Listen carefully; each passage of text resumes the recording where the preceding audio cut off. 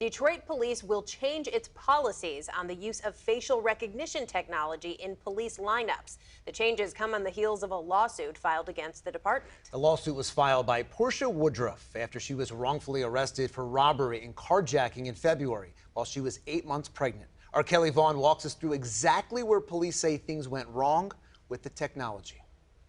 Despite the policy changes, the Detroit police chief says this false arrest was not the failing of facial recognition technology, but was instead the result of a poor investigation. So in retrospect, it seems clear that while the victim's ID seemed conclusive, the victim had identified what equated to a lookalike. And I have looked at those photos myself, and very clearly, they look alike. Detroit Police Chief James White says the false arrest of Portia Woodruff stemmed from a Detroit carjacking in January.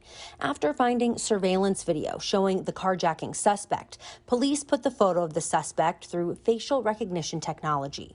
The technology yielded an investigative lead, which is exactly what it's supposed to do. In fact, in this instance, it produced 73 possibilities of who the suspect was. Chief White says the technology worked. It was the investigators that failed.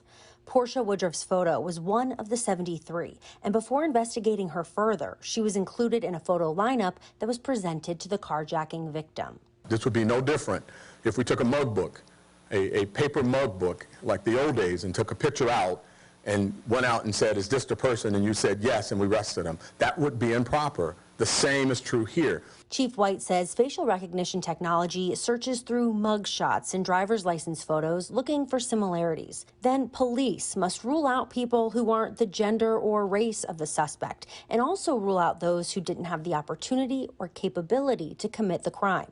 And in 2023, there's enough technology beyond facial recognition to determine if a person was near the crime scene. White said if police investigated further, they would have realized that Woodruff was 8 months pregnant at the time, and the carjacking suspect was not.